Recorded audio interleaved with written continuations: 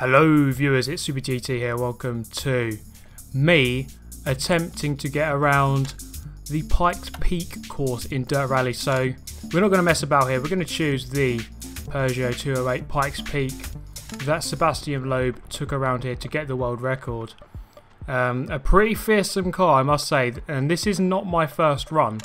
My first run around here pretty much consisted of me flying into the trees and killing myself a lot of times, but this is my the run I'm going to show you. I got through to the top fairly unscathed, and the thing I realised in this game is that you really do have to be very, very patient and careful. In many cases, I think less is more. I think if you start pushing too much, you are just going to fall off the edge and kill yourself a lot of times if you do that. So in this run you'll see that I'm actually quite careful to make sure I don't actually end up flying off the edge of the cliff at numerous points.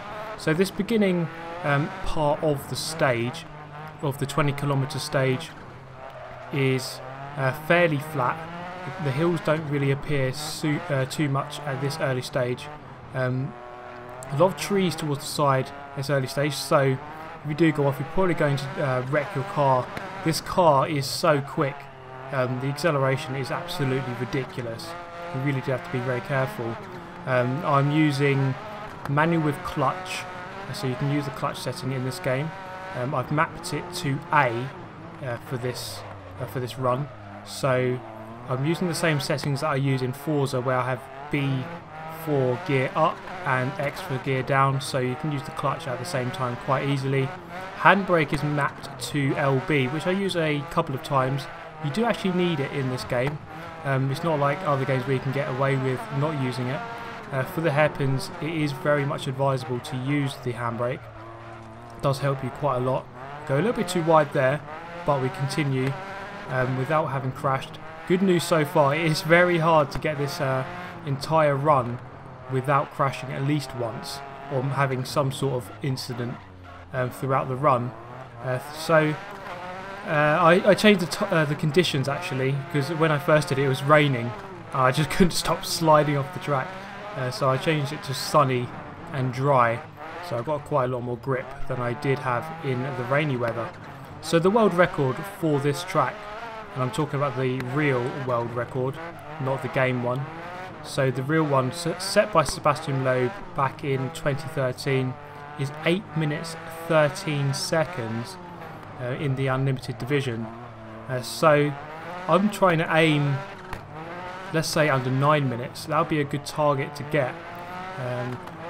I've set the, you can see on the top right, obviously my time, total time so far. But then as I reach the split sectors, it shows you my delta towards the community delta, which I presume is the average time set by anyone in the community. Although anyone who actually knows that for sure will have to correct me, tell me exactly what community delta means. But I'm assuming it's like the average of the whole community, which stands at about 11:57. So quite a long way off that world record set by Sebastian Loeb, a couple of minutes off. And as you can see here, I'm about a 1 minute and 15 seconds better than the community delta as it stands. So going quite well so far. But if you do go off the track, you'll get yourself a penalty of around 15 seconds. So you can lose quite a lot of time quite quickly by having quite a few mistakes. So 15 seconds is obviously quite a lot, and that's going to put you down quite a few places on the leaderboards in the end. So we are about halfway here. As you can see here, the gradient becomes quite a lot steeper as we reach the middle of the stage. Coming up through this checkpoint here, we're going to turn into a nice 90-degree right-hander, and we're going to come up to the stage of the stage in a moment, where there's going to be quite a lot of chicanes, and this is where the handbrake is going to be a lot more useful. There's going to be a few barriers on the outside as well, which will prevent you from falling off to your death, which should hopefully help. But I do have damage on, so I obviously don't want to go into those barriers too hard if I can help it. So the track's going to open up a little bit here as we bend round to the right, and it's going to be the first of a couple of hairpins here. So get on the brakes nice and early, down into second gear I go here. You probably can go down to first. First is probably the better option, but in second you have a slightly better control in terms of the traction. Obviously in higher gears you have less traction, so you're less likely to spin up the wheels and have an accident in that sort of sense. And I actually go a little bit wide there and have a bit of a coming together with the barrier, kiss the barrier front ways, but we continue on our way. That probably lost me maybe 3 or 4 seconds there at least. So not a good corner there, but I'm going to brake a little bit earlier for this one, but still go into those little bollards on the side of the track there. So lost maybe another second or so there. So it's 5 or 6 seconds lost in this hairpin section of the circuit. And coming into the next hairpin, a lot more careful this time. So this section is actually probably the hardest bit for me. You've got the added peril of falling off the side. You'd think that the hairpin should be the easiest corners, but it's just judging the braking in this very fast car. You're approaching these hairpins at extremely fast speeds, so you have to get your judgment exactly right as to when you are going to brake. If you brake too early, you're going to lose a lot of time. And obviously, if you brake late, we all know the perils of falling off the cliff or smashing into the barrier. I get on the brakes a little bit late there again, and there wasn't a barrier there to smash into, so I go a little bit too wide there. Lost me maybe another second. This one a little bit more comfortable on the handbrake this time, and into first gear for better drive out of that hairpin. Now we are approaching the very top of the peak, or getting there at least, and this section seems to open up quite nicely, but obviously you have to be very careful. As you can see on the right hand side there, you do not want to go down there, because that is obviously not a good thing, and obviously I will lose a chunk of time with the penalty system.